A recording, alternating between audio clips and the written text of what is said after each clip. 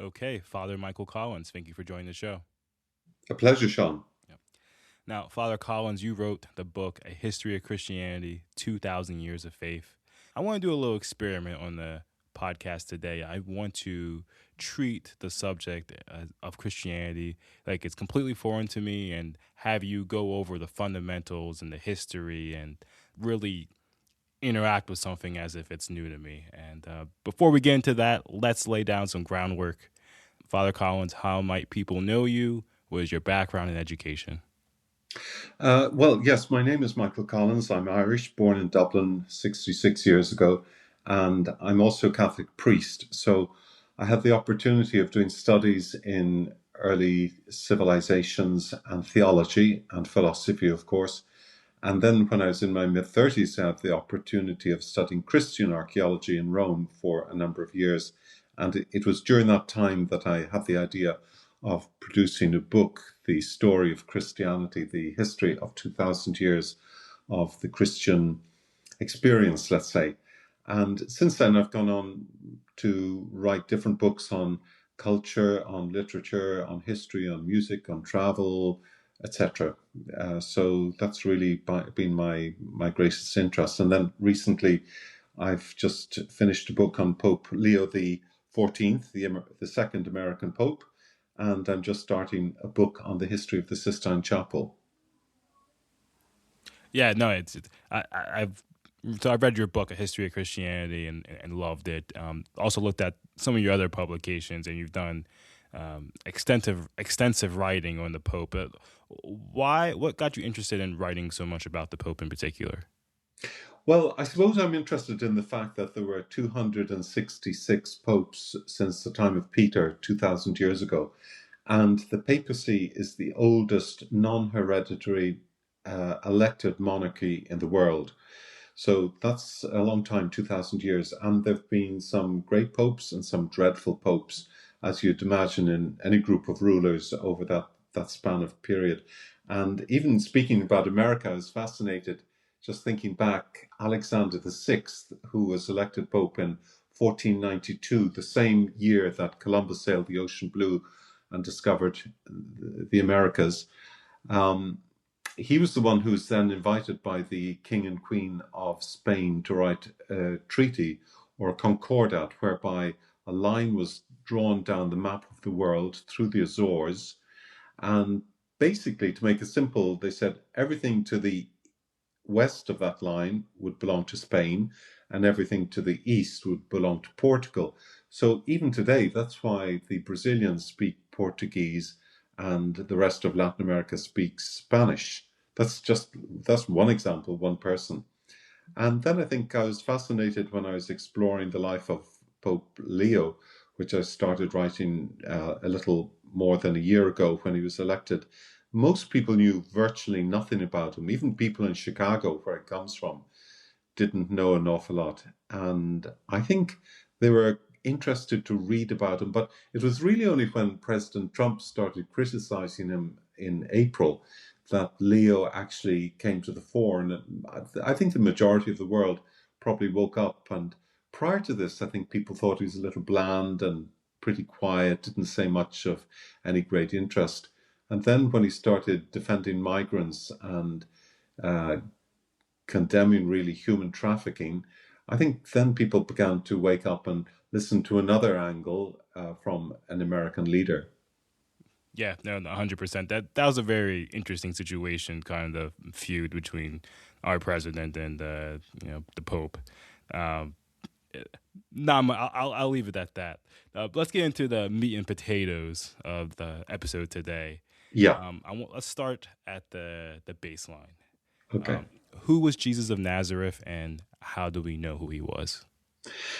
Well, Jesus of Nazareth is a fascinating character. In fact, we know frustratingly little about him, but we are pretty sure that he existed as a human person. So, if you were starting off to look at anybody from antiquity, just take any name you want. Let's say Julius Caesar is a name we all know. Okay, well, then you're going to have to look back and find out, are there any writings about the name of Julius Caesar? And in fact, there's quite a lot of writings biographies. He himself wrote an account of his life and his wars.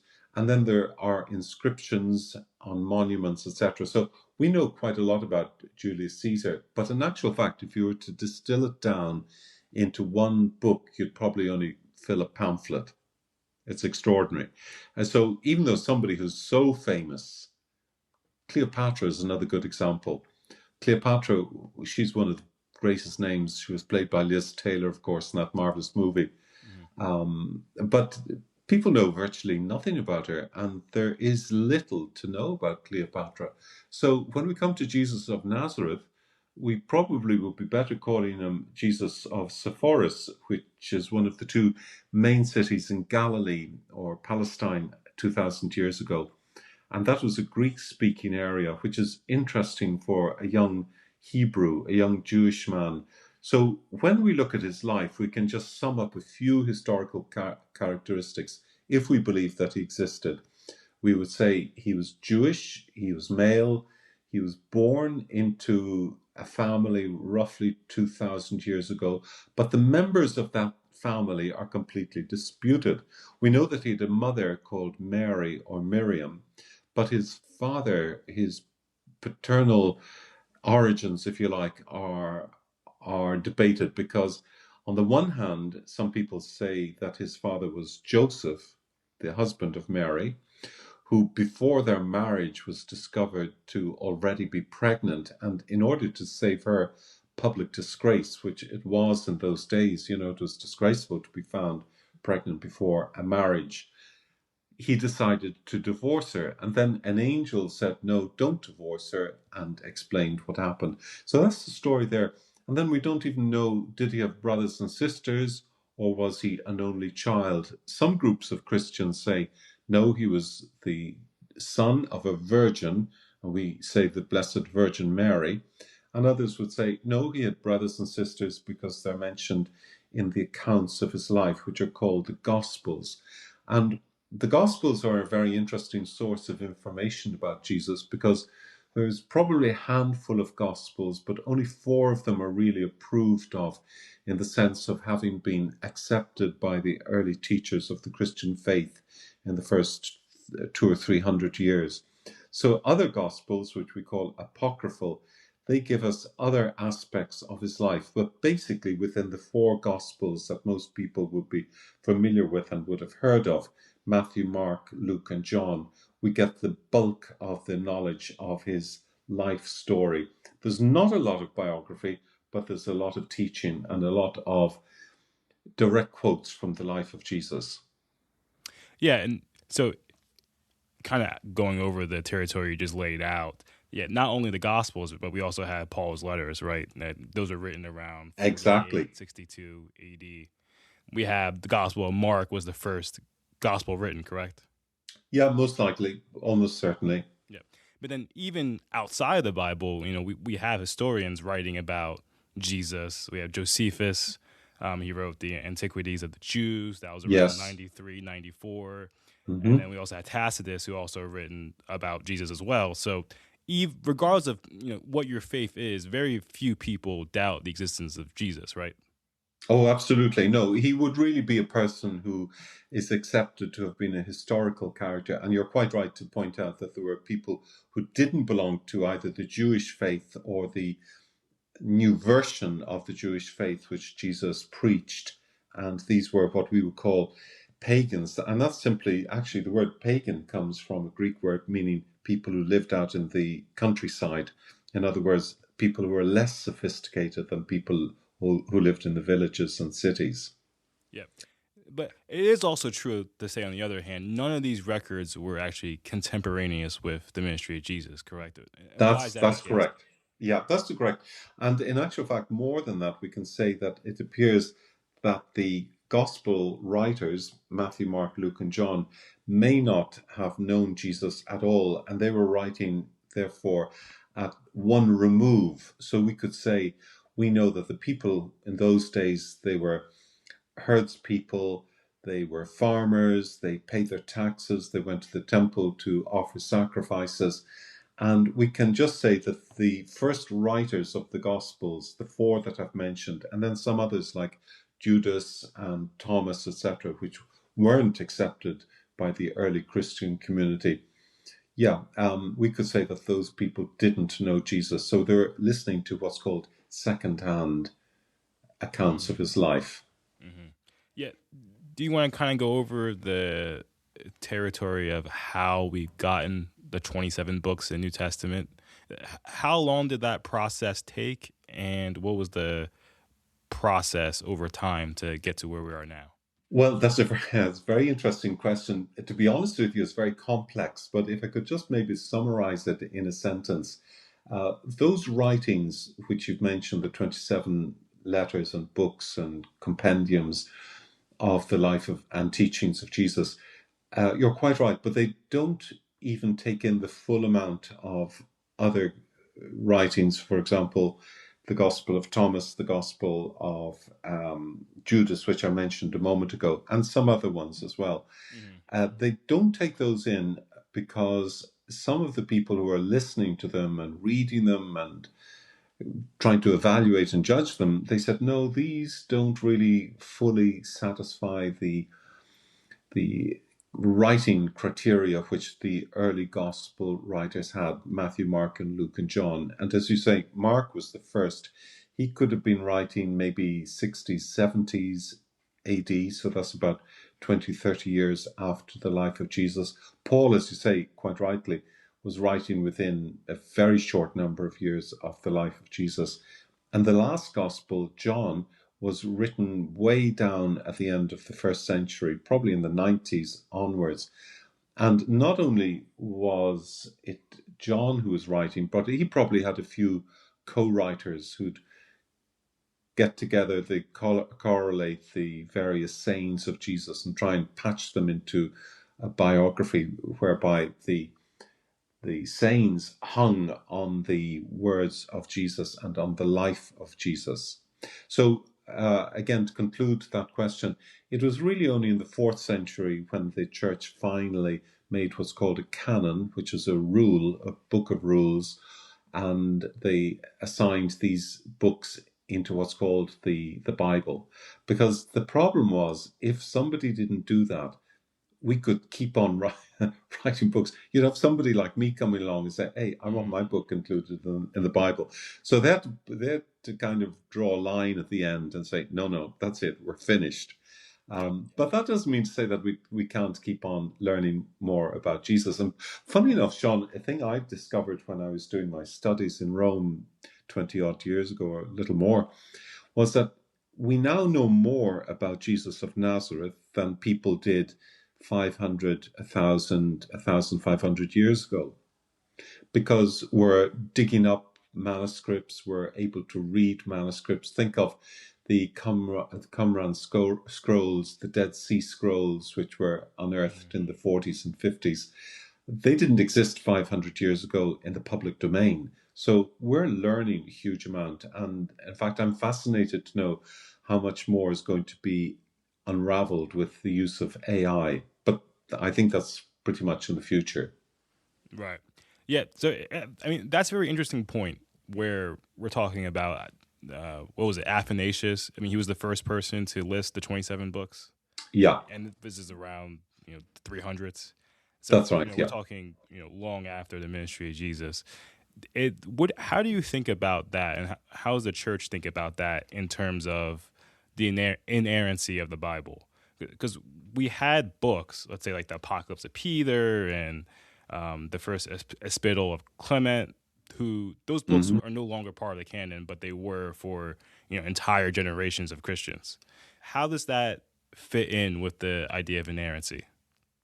Okay, well, there's two things actually you've brought up as interesting points. The first, I'd say, is when you say the church. I mean, what is the church? Because we have formal churches that we recognize when we hear them mentioned, let's say, the Roman Catholic Church, the Orthodox Church, the Episcopalian Church, the Presbyterian Church, etc. Okay, but then we also talk about Pentecostalist churches and evangelical churches, and we use one broad expression for all of those together, and yet they're quite separate, because the Catholic Church, for example, has a lineage of teaching that, as I mentioned, goes back 2,000 years. But the evangelical churches and the Pentecostalist churches don't approve of that way of doing things, and they feel that they want to be inspired in each generation, inspired by God to be fresh and to bring something new to the contemporary world. So you can see the two of those are going to stand at different corners. The Catholics and the Orthodox are going to say, well, we've been here forever, and we've been passing down faithfully from generation to generation the teachings, and yet the new churches will say, yes, that's okay, that's fine, but we're bringing in freshness and novelty which will appeal to the present generation. So that's the first problem we have now when we talk about the church or the churches.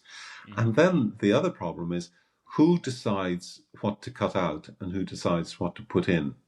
And that really is a very difficult question, and it's not fully resolved, because some people will say, well, they probably should have put in the Gospel of Thomas or the Gospel of Judas. I'm just keeping those two because they're ones which are relatively well known, but there are other ones. And then who makes that decision? And the problem is, somebody, as I said before, has to draw a line in the sand and say, okay, that's it. These are all the books we would need to get our knowledge from. And that's why I say it's fascinating to know that our knowledge of Jesus is continuously expanding. And I'd give an example. There was a scholar called John Mayer. He was a Catholic priest, an American priest, who wrote a book a few years ago called The Messianic Jew, which was a study of the life of Jesus. And I think the title was a little provocative, because many people would not really consider Jesus as Jewish. And yet Jesus himself would consider himself as Jewish. And that brings you into a very tricky area, because if you look at Jesus of Nazareth, of Jesus of Sepphoris that I mentioned, he's Greek speaking, so he's familiar with the world of Greek philosophy, possibly. Now, he'd have a very rudimentary knowledge of it, but it's just he lives in a city a few miles away from where he's growing up. And does he come in contact with the traders, the travelers in the area who can quote Plato, Aristotle, Socrates, Parmenides, all the great philosophers of the past? And yet he's Jewish, and he reads Hebrew. He goes into the synagogue when he's a young man, and he takes his right, his opportunity to say, I want to read the scriptures. And he takes a scroll from the selection of scrolls which is available to him, picks up the scroll of the prophet Isaiah, and he starts reading about the Lord's anointed, who's going to bring liberty to captives, declare freedom to prisoners, etc. And then when he rolls up the scroll, he then says, this is being fulfilled even today as you listen. Well, of course, people in the synagogue, there's probably only a handful of people in those days in a small little country synagogue, they were aghast. And in fact, we find in the gospel stories that, contrary to what you might believe or expect, the people didn't all fall down on their knees and say, oh, Jesus, you're directly sent from God, because that was a process which took a little time to develop in people's minds. And certainly at the very beginning, many people thought he was blaspheming. In fact, when he came to his 30s, he began a period of roughly 3 years, which were very important years, because prior to that, we know very little about the life of Jesus. And to be very honest, we have to admit that the whole infancy narratives that we talk about, the Christmas creche, the shepherds, the angels, Jesus laid in a manger, etc. It's highly unlikely that any of that happened, because those stories were added in at the end of the process. Right. People were interested in the time of Jesus was those 3 years when he was going around speaking about God, indicating that he was sent by God, and in some cases seemed to be self-identifying with God. Now that is, for any pious Jew, that's blasphemy.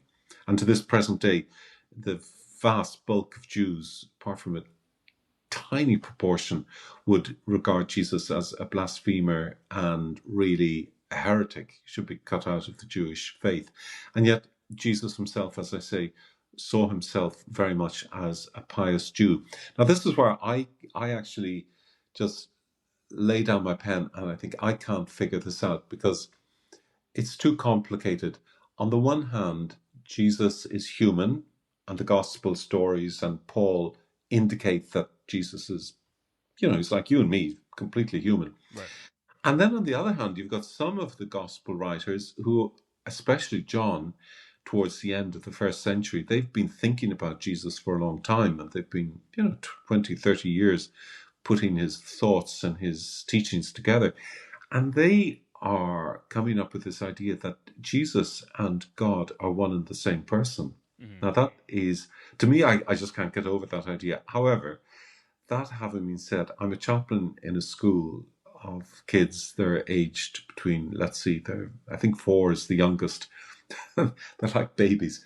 And then 18 would be the eldest. So we have school debates. And I love listening to the kids talking about their their knowledge of the world, etc.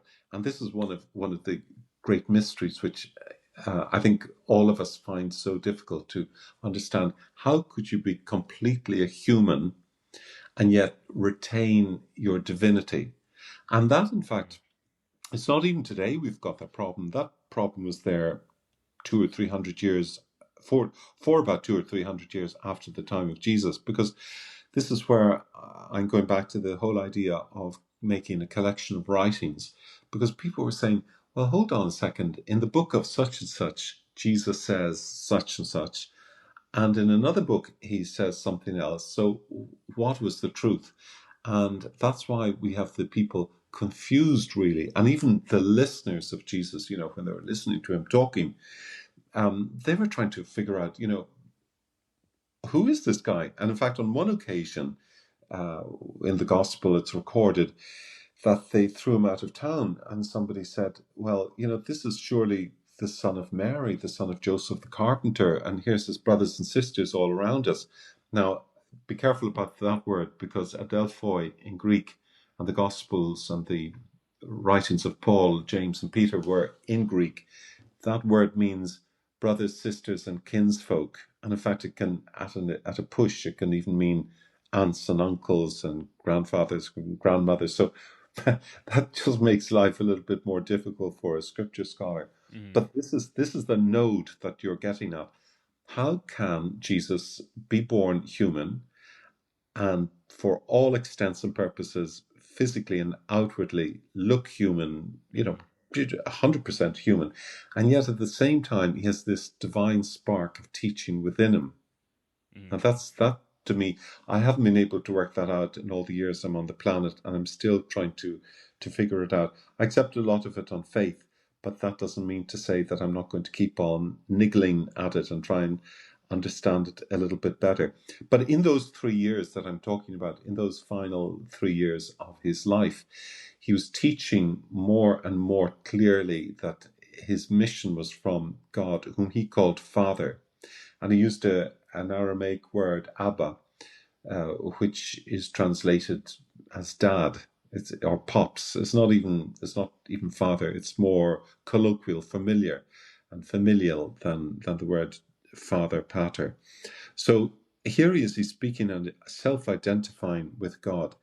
And that gets so difficult for the Jewish authorities to stomach that they decide to take him and have him disposed of. Now, at that time, Palestine was part of the Roman province. It had been for over 150 years or more.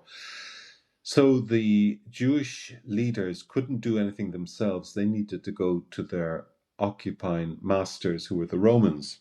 And I think many listeners will be familiar with the character of Pontius Pilate, who suddenly crops up, another historical character.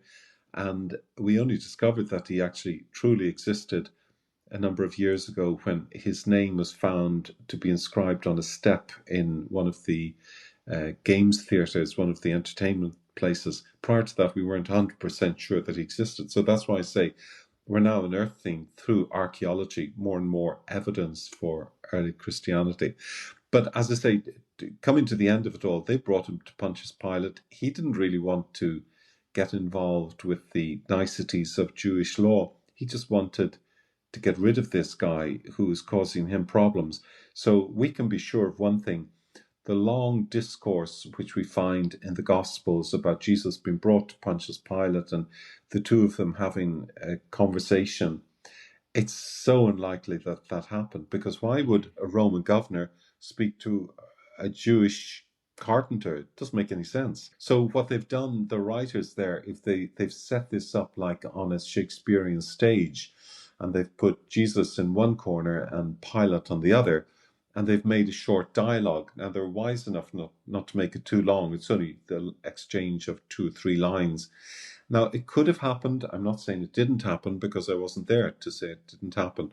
But what I am saying is it forms part of that kind of, let's say, narrative element of writing, which was common at the time. You set up 2 characters and they exchange a few words so they can both put their belief system. It's a bit like, if you like, going back to Leo and Donald Trump. They both put their side, and they're both of them in separate corners. So one is speaking in Washington and the other is speaking in Rome, and they're both coming at similar projects such as peace and migration, etc., from different angles. So you need those type of things, and that's why it was kind of good, just using that analogy. It was good that President Trump and Pope Leo did have that spate, if you like, because it exposed both of their belief system, and then it's up to people who listen to them to say, I think I'll take President Trump's side, or I think I'll take Pope Leo's side. Or even if you don't take either side, at least you've heard people talking. So at the end of the dialogue with Pilate and Jesus, as I say, if it ever took place, Right. the decision is made by Pilate anyway that he's a troublemaker and he has to be got rid of. And that's what they do. They decide to crucify Jesus. Now, it's at that point in the story, and listeners may or may not be familiar with this, that the death was by crucifixion, which was the way for common criminals.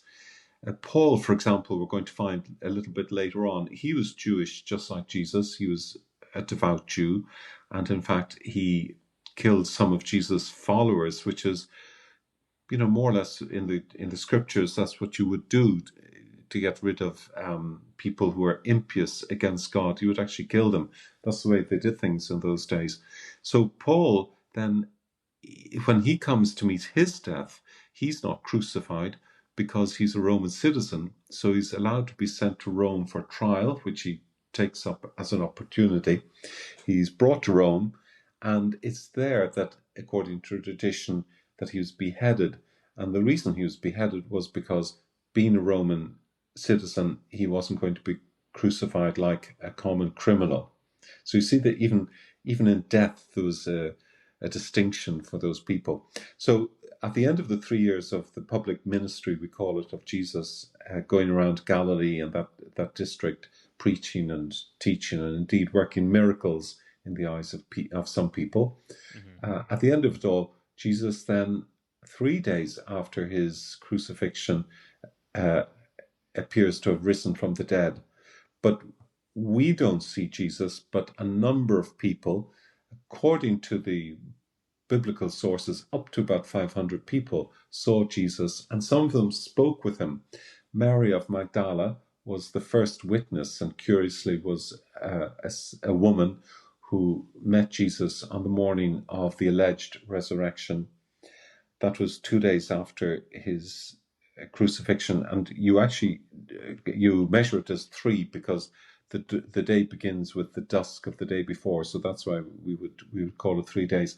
So Jesus did what he had actually prophesied he would do. He would rise from the dead, and then he spoke to other people, to Peter and to several of what we call the apostles, although they weren't apostles at that stage. The apostles simply means, apostoline means to be sent as an ambassador, and therefore Jesus uses these 12 as ambassadors to preach the message, bar one, because Judas Iscariot, one of these 12 close companions of Jesus, took his own life.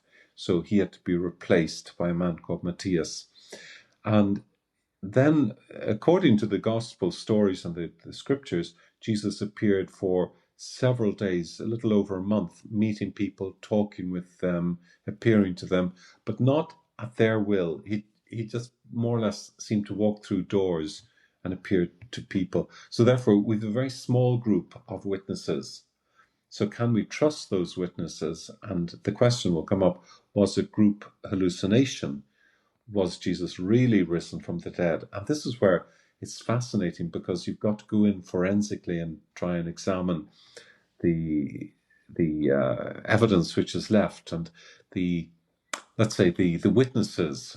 Speak with the witnesses. Well, they're all dead. They died 1900 years ago, Right. so we can't speak with them. So all we've got is just these old texts, and we've a problem already, because, as I mentioned, we're looking back at the what we call the infancy narratives, and many of these infancy narratives are really just cobbled together from other sources and narratives of the way unusual people are born. And that brings us into another problem with the early scriptures, because Jesus wasn't the only wonder worker going around Palestine at the time, Galilee at the time. Right. There were other accounts of people who were doing extraordinary miracles, speaking in the name of God, claiming to be God themselves. And in fact, there's a couple of accounts in the contemporary writings of people being killed and then claiming to rise again on the third day. And even in Zoroastrianism, you've got the same idea, the cult of Mithras, and Mithras slaying a bull. Now, unfortunately, not much is known of ancient Mithraism, but there are similar incidents in that Mithras slays a bull and then is killed and then dies and rises again on the third day. Mm. And even to make life difficult, even in the early 4th century, Constantine, who's the first Christian emperor, he puts an end to 300 years of sporadic persecution of the Christians, which was sparked off by the Great Fire of Rome, when Nero blamed the Christians as being partly responsible for the destruction of the city. And Constantine, his mother is Christian, but he isn't Christian at the beginning. He's a worshipper of Sol Invictus, the unconquered god. So he kind of comes at religion obliquely, because he has a vision the night before a battle when he's trying to take control of Rome in 313, 312. He sees the sun in the sky, and in the sun he sees a sign which looks like a cross, and the words Alpha and Omega and CHR, Chi-Rho, which could be the beginnings of the word Christus, which means the anointed. And apparently he consulted a Christian sayer who told him that this was the symbol of the person of Jesus, and then identified Jesus with a new title, which was an old Hebrew title, but translated into Greek, and it was Christos, and that was the Savior or the Messiah. But that title itself was Jewish, and that title itself Can we was... double click on that actually? Sure. What does the term Messiah mean? Messiah simply means anointed one, somebody who's been anointed with olive oil. A king is anointed, so a Messiah is somebody who's going to be anointed. And in the Jewish scriptures, there's a trust. Pious Jews believe that there's a Messiah going to come to rescue them from great difficulties. But in the Christian point of view, many people see the Messiah as being divine. But we have to be honest and say that in the Jewish faith, Messiah is not a divine figure. Messiah is a great leader, a liberator, a person who's going to be anointed by God in order to help the people. Right. Yeah. So in the Jewish context, the Messiah was someone that was going to fight against God's enemies and Yes. rule the land of Israel. How did that change over time? How did Christians change that definition? Because if you're just looking at that definition of the time of Jesus' time, it would seem that Jesus wasn't the Messiah. Well, that's interesting, and Sean, I'm aware that every time you ask me a question, I go off into another sideline. But the reason is because your questions are very pertinent, and they do lead you on to something else. So that means, okay, we've got this idea that the Jewish people saw Jesus as a Messiah, an anointed one from God. There were some people who felt that Jesus was actually God himself, but they had to be careful about saying that because this really was a blasphemy and punishable by law, by death. And you had seen what happened to Jesus of Nazareth, so these were the followers. And in fact, many people bore witness and are called martyrs. It comes from another Greek word, martyrios, meaning a witness, who bore witness even with their lives, and they decided to die rather than surrender their belief and say that they'd been fooled all along. So now we're going into another area. Why would people say that they believe this Christ was the anointed one, and who was he? Because they were now going to part ways with Judaism, and Jesus then comes along 2, 3, 4 centuries afterwards, and there are still people writing up about him. You mentioned Athanasius, you mentioned, well, there's so many. There's Basil, Gregory of Cappadocia, there's John Chrysostom, there's any number of early thinkers. And then there's a lovely group called the Desert Fathers and Desert Mothers, people who'd gone into the Egyptian desert in the early 4th century, well, indeed the late 3rd century into the 4th century, in order just to be away from the corruption of the world and to live a quiet, peaceful life, meditating on what they believed were the words of God and the scriptures. And that was very much following the Jewish tradition. But with all these names that I've mentioned, Athanasius, Cyprian, Cornelius, there's so many of them to choose from. Each of them had a different view of who this Christ was. So who was the Messiah? Was Jesus simply a great civic ruler?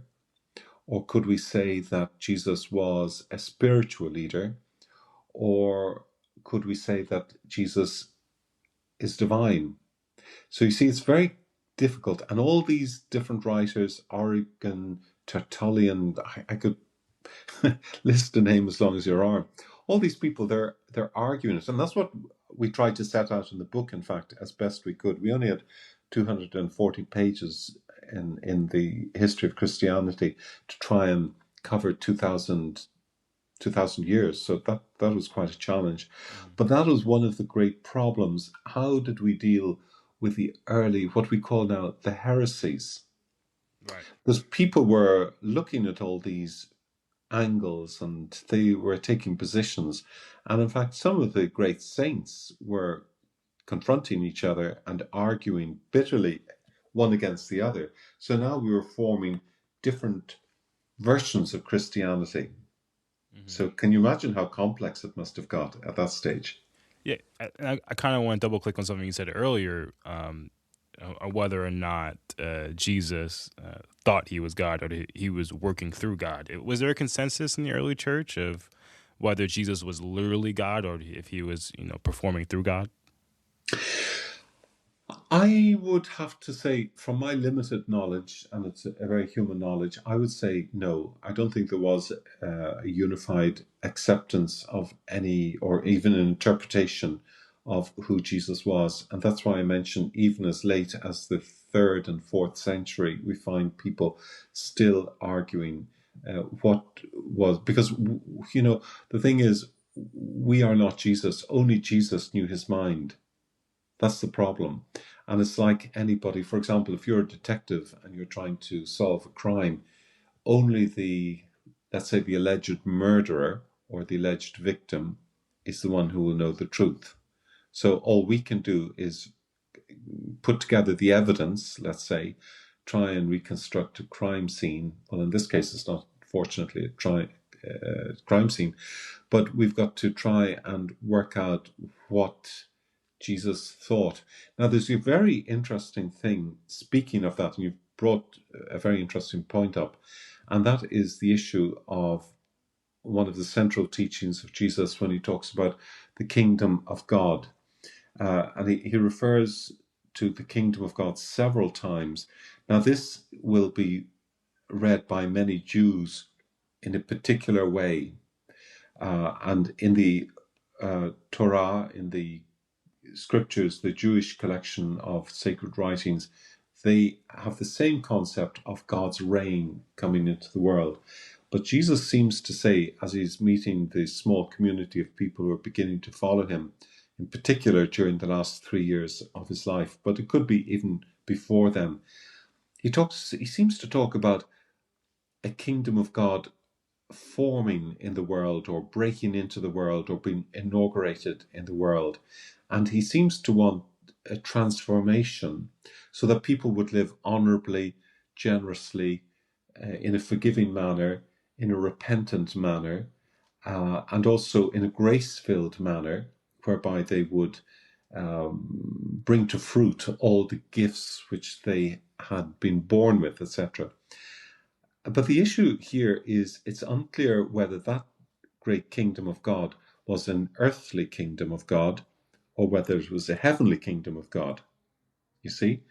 And the other problem we've got, speaking about this kingdom of God, we call it eschatological.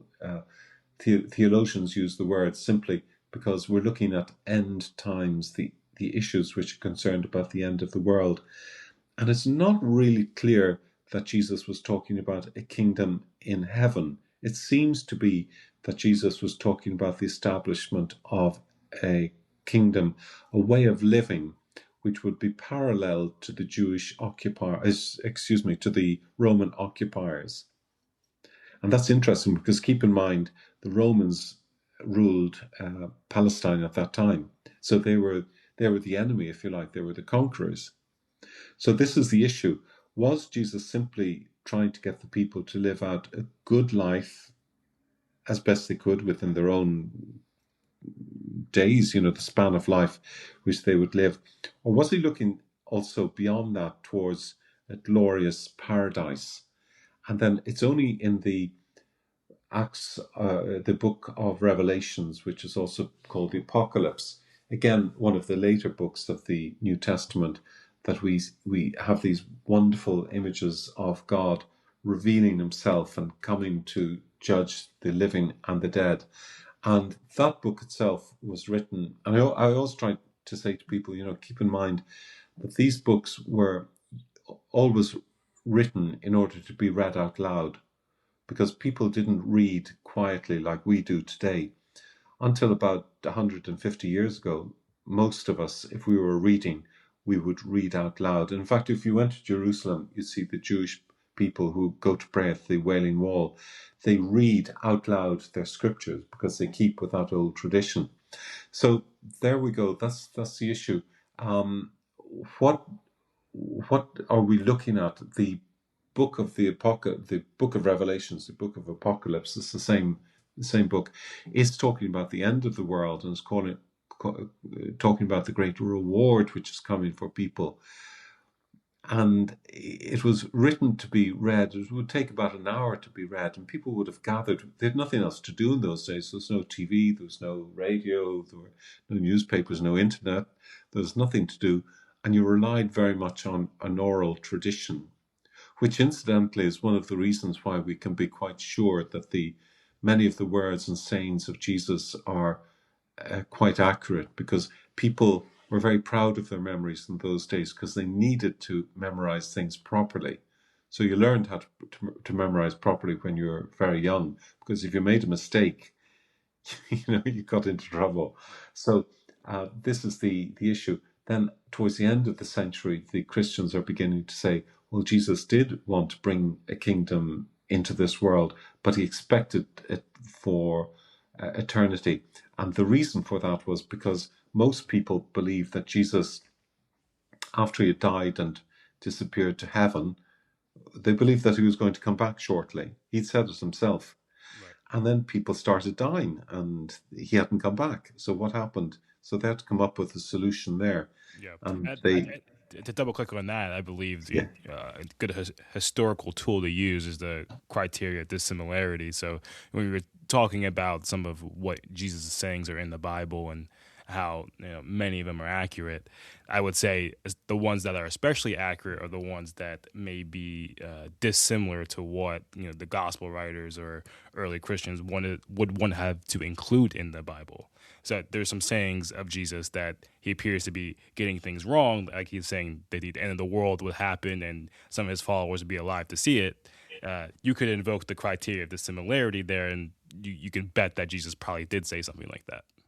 you're absolutely right. That's a very good point. And again, if we were in a court of law, that's what the attorney would say, because they'll look for something which people have overlooked, and they'll do exactly what you're saying. Yeah, you're absolutely right.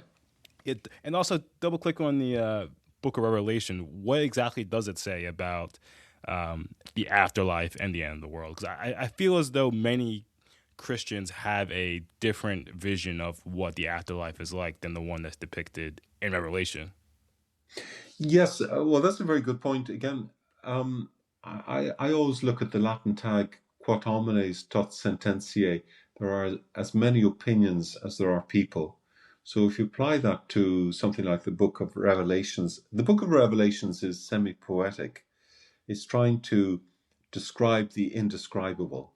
So it's trying to uh, give a vision to the people who've gathered to listen to a narrator reading it, because there were a few people who are literate, and they would listen to them, and they would be just bowled over by this. And it's a little bit like if we could imagine, say, a person.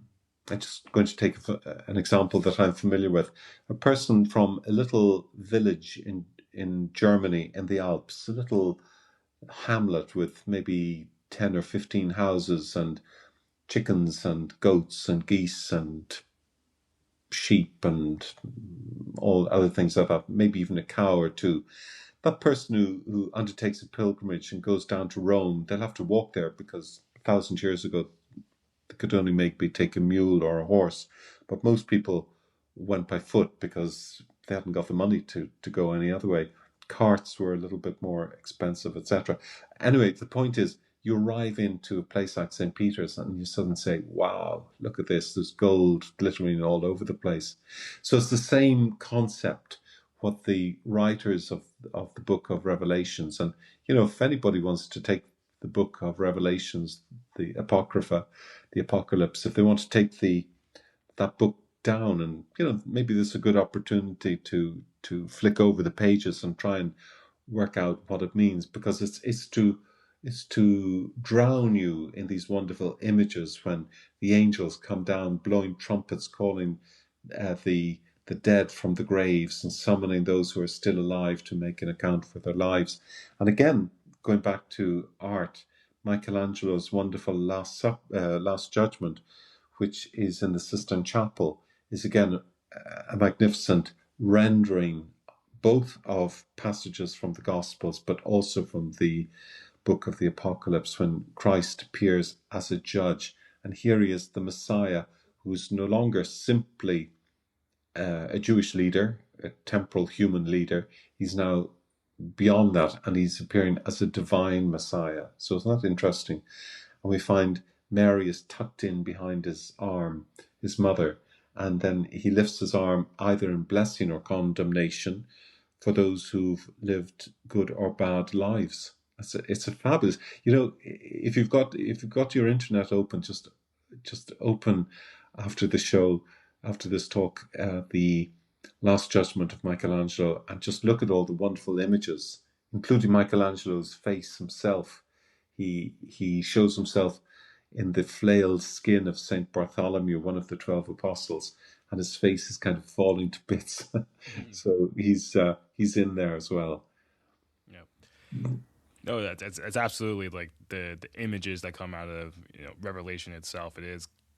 It's very different than what's in the rest of the New Testament, and it's very It is vivid. You get the sun turning black, and then the moon turns red, I think it says something about like every mountain falls out of place because there's these giant Yeah. earthquakes, and then you got hail and blood rains down. It's very crazy to kind of read these kind of depictions when you compare it to the rest of the New Testament. Yeah, but keep in mind, yes, but that's true. But keep in mind Exodus, the Exodus story, when the Jewish people leave Israel, the Hebrews leave I should say Egypt. I'm sorry, Mm-hmm. they leave Egypt, and they have the 10 plagues, and there's the plague of locusts, there's a plague of hailstones, there's a plague of the rivers running red, all these things. So the writer of the book of Apocalypse, of Revelations, is dipping back into the old Jewish writings because, again, making the point that we made at the top of the hour, Jesus was born Jewish, Mm-hmm. and Jesus considered himself as a pious Jew.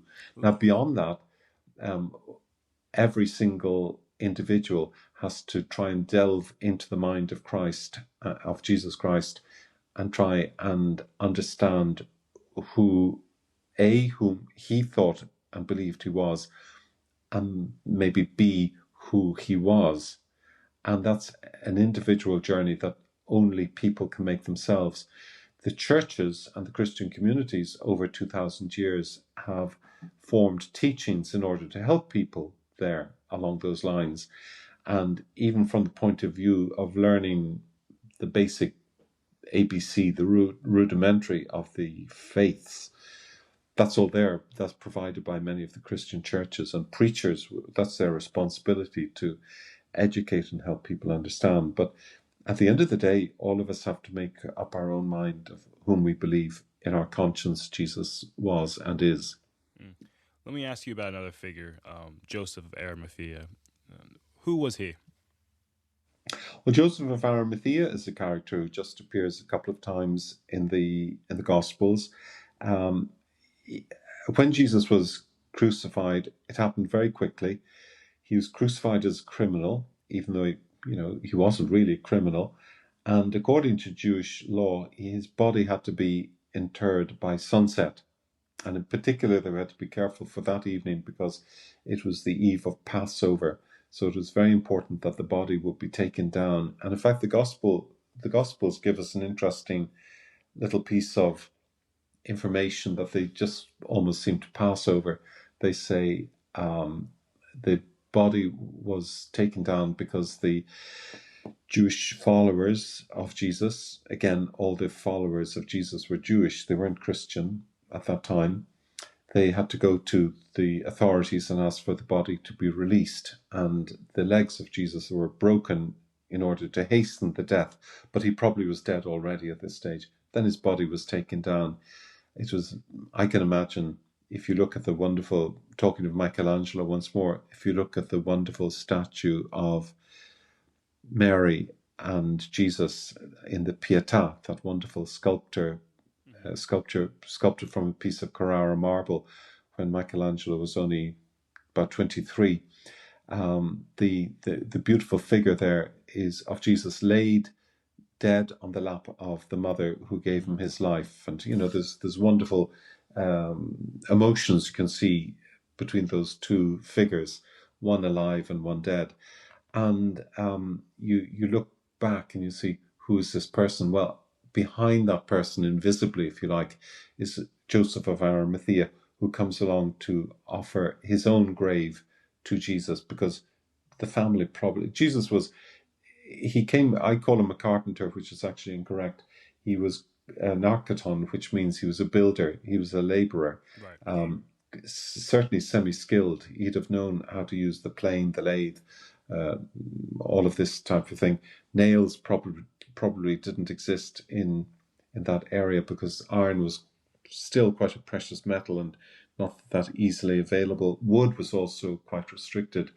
But in any event, he was a builder, and Joseph just came along in a moment of need, and he provided for Jesus at that time. And because he did that, he's recorded for his gesture in the scriptures. And I think he's a very inspiring example because he's barely mentioned, as I say, in the New Testament.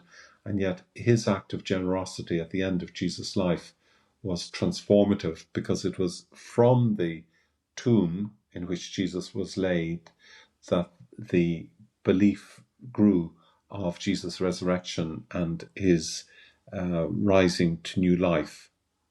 Yep. I know you had said something about Pilate and Jesus' dialogue as depicted in the Gospels probably didn't happen. I mean, what's your level of confidence for someone like Joseph Arimathea actually existing? Because I think, to my knowledge, there's nothing really outside the Bible that attests to his actual existence. No, well, funny, that's a very good point. Yeah, you're absolutely right. But therefore, that's all the more reason where I do believe that he existed, because Okay.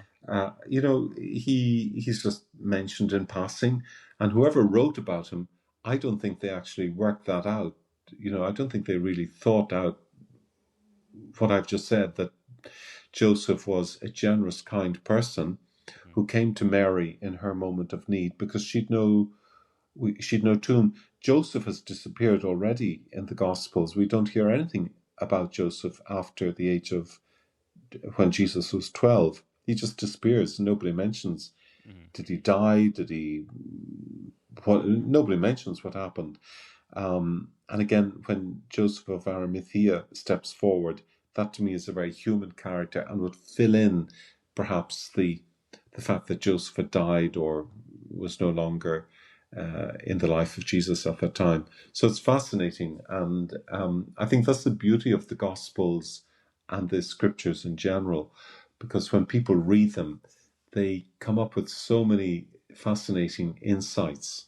Now, not all of them have to be correct or accurate, but they do, especially in prayer. A lot of people come up with very interesting views that probably nobody else has thought of. Or it's a bit like, again, going back to the detective story, the detective who comes back with the absolute proof of the crime and who is guilty.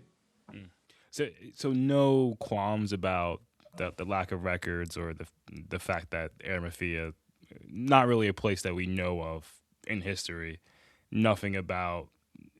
Was he a member of the Sanhedrin? Did he vote to have Jesus crucified? Well, again, no, I don't think any of that is recorded. But I'm just thinking back. You've mentioned, the historicity. We could say somebody, Simon of Cyrene. He's mentioned on the road to Calvary. Jesus falls, and the soldiers push him up a couple of times, and then they pull in somebody who's just come in from the countryside into Jerusalem, a man called Simon of Cyrene, and they force him to help Jesus carry the cross, because obviously Jesus wasn't capable anymore of pulling his cross to Calvary, where he was going to be crucified at Golgotha. And he's only just mentioned there. I think he's mentioned as the father of Alexander and Rufus, and that's that. There's no further mention of him. So it was sufficient for the readers of that time just to know that he appeared, and yeah, that's it. End of story. Let's pivot now. Let's go to. I actually wanted to ask you about how you felt about the Church of Latter-day Saints. How do you view that sect of Christianity? Well, I have to declare honestly, I don't know sufficient to make any valid judgment, but it's interesting to think of the numerous churches which established themselves over the centuries, and also the people who've broken off from the main body of the church. And I think going back to, for me, which we safer ground, I could speak about Martin Luther was an Augustinian friar, in fact, the same order as Pope Leo the 14th comes from. And he had decided that when he was caught in a storm, that he prayed to St. Anne, and he said, if I escape this, I'm going to become a friar. And he joined up the religious life. But he was a very good person, Martin Luther. He was just scandalized when he went to Rome in 1510 and he saw the corruption there. He just was disgusted by it, and he wanted to leave the church, and he knew that that wasn't really a possibility. So he thought, well, the best thing is to reform the church. I won't just walk out, I'm going to reform the church. But that Reformation led to an extraordinary breakup of Christianity in the heartland of Europe. And not only did it break up the unity of the Christian people at that time, but it also broke up Europe itself, because many of the countries from Germany outwards, including France, England, Sweden, other countries, they all got involved in a long war. And it was only resolved after a good number of years. And it was decided that the people of the country would adopt the religion of their monarch. And that was their only way of getting out of the problem.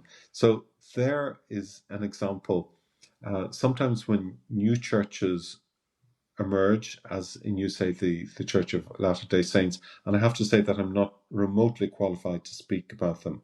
I would just say that's one of the issues, that there's a splintering of the church, and it can have ramifications not only within the Christian community, but even in the geography of the land. And if you think of the Mormons and the state of Utah, you think of the Seventh-day Adventists, all the new churches which have emerged over the last couple of hundred years.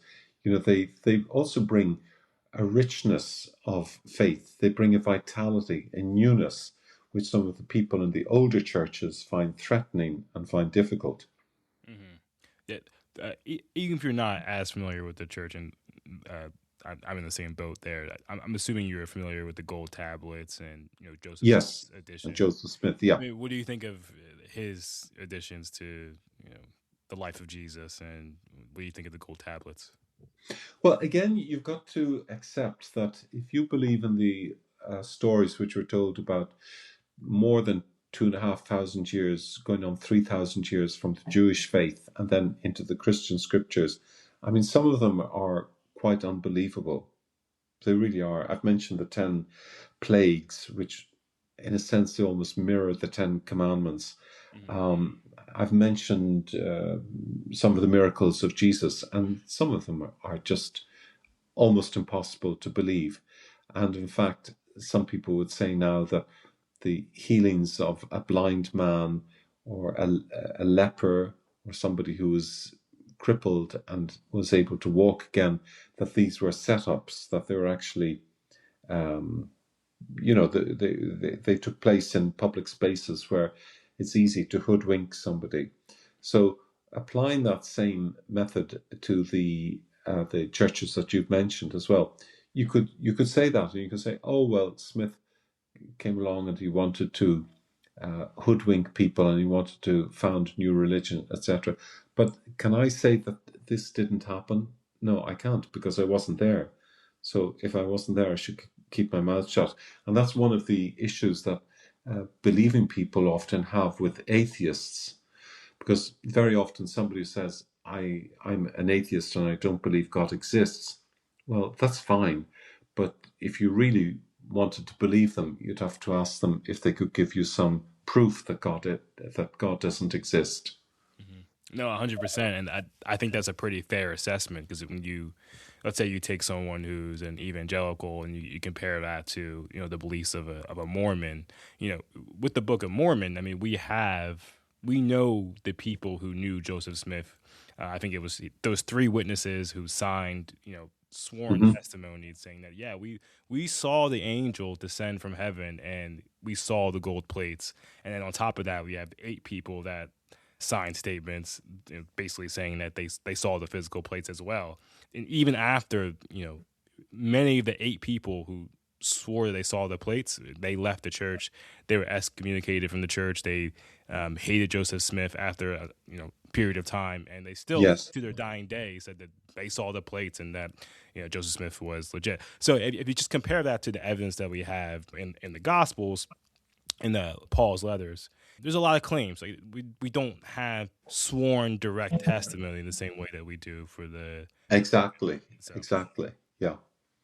In fact, it's interesting you say that, because you remind me, while you're speaking of an alleged apparition of Mary, which took place, Mary, the mother of Jesus, which took place in Ireland in 1878 or 79, I beg your pardon. And the belief was that some parishioners, some people of the local village, were passing by the back of the church one evening in August, a wet, damp evening, and they saw images on the back gable of the church, and they identified them as Mary, Joseph, and St. John.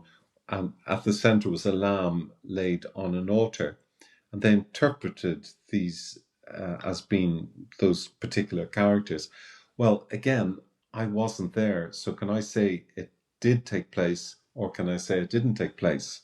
Yeah, that reminds me actually of the Miracle of the Sun, and that was in 1917, where it's kind of similar claims that the Virgin Mary would make the sun dance in the sky. And this was an event that was well recorded, well documented. Multiple people attested to that Mary did make the sun dance in the sky, and people from different countries even testifying to that. So Yeah, exactly. I mean, to be fair, there are people who had no views one way or the other who are, we'll say, neutral. And they said, yeah, there was something definitely happened. They did observe it. Others would say, no, it was mass hysteria. But it is very well recorded. And today, unfortunately, a lot of these things have kind of faded from the public memory. That's one of our problems. We've so much knowledge to cope with. We're being inundated with knowledge. Yeah, which pope witnessed the miracle of the sun? Do you know? Well, allegedly it was Pope Pius XII.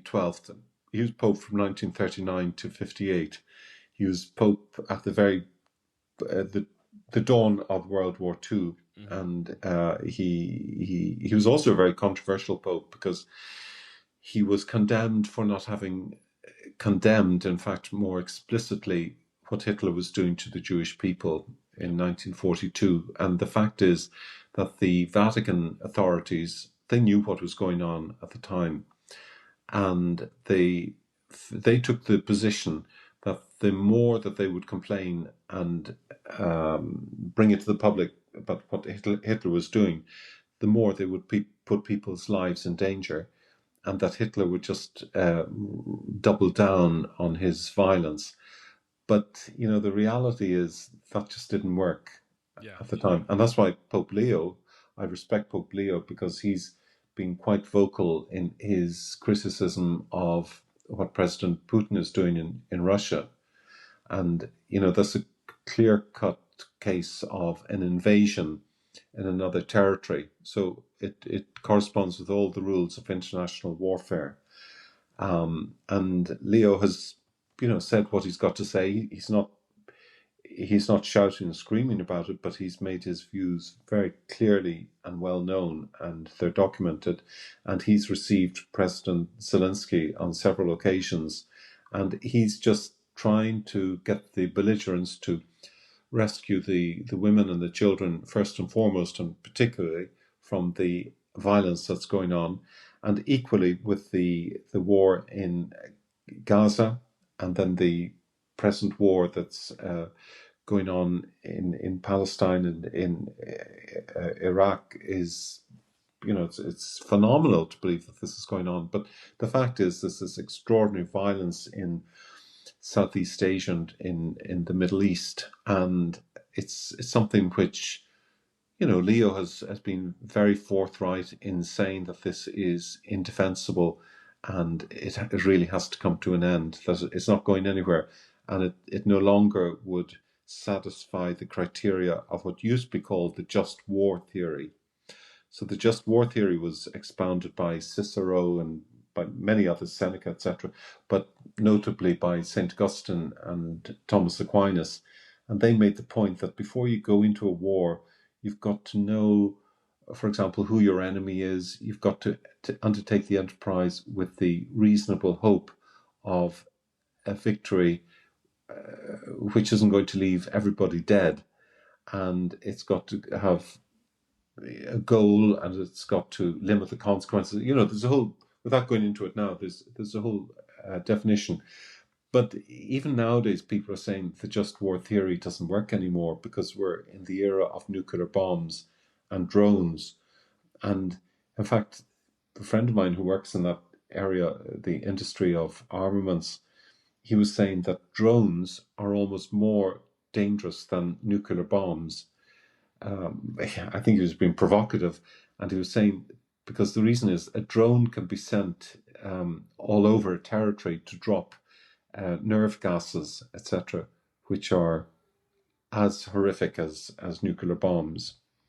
I don't know how I ended up speaking about this area, but it's the issue of who is Pius XII and the fact that we need good, strong moral teaching in the present world. Because if we leave it to politicians, the problem we have, at least in Europe, is our politicians are elected for short periods, after which they may go for re-election, and even again re-election one term after another. And the difficulty is that unless they have good, strong moral teaching, they could end up just trying to please the populace, and that may not always be the best thing to do. Yep. Father Collins, we have enough content here to fill a lifetime. I do hope we can speak again because there's still a lot of ground to cover, but don't want to take up too much of your time. No, it's a pleasure. Is there anything you're working on now that you want to plug, or how can my audience Uh, find you? well, I don't know. Maybe I'd plug actually the biography of Pope Leo, which I'm not sure if it's even available in the States. It was published by Red Stripe, but I'm giving the royalties to a home for elderly people, which was very close to Bob Prevost when he was working in Chulucanas in Peru, and Bishop Dan Murphy Turley was a great friend of Pope Leo when he was a young man. In fact, he was the one who brought him to Peru, and he suggested this charity.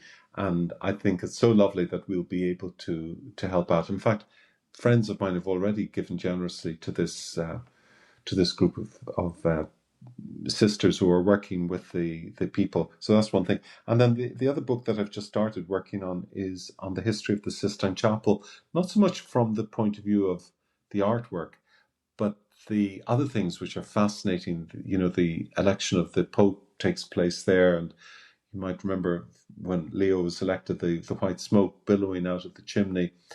The Sistine Chapel choir is amazing. The history of the castrati who were employed in the choir, Raphael's tapestries, the restoration program which took place in the 80s and 90s, which was funded by Nippon Television. You're talking about a fantastic space. It's all just one room, and the book is called The Sistine Chapel: A Biography. So it's all the things and all the people who've passed through the chapel, and I'm really enjoying that. And even if it never gets published, I'll enjoy writing it. It's a whole journey of discovery. Yeah, absolutely. Listen, Father Collins, I appreciate your time and thank you for coming on the podcast. A pleasure. Thanks so much.